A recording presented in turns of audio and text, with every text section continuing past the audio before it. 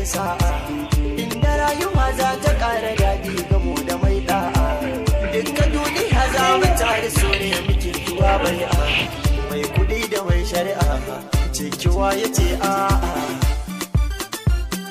Kiwon cikin barewa a dajiwa a zaya ba ta kanmu, gumbar wuta mai kyale ta tunda akalar ta ba wai sama. Soke rikirkiɗewa ya kore dukkan kishi da yunwa, kuma in zaman kuna da amana ƙauna tana daɗewa.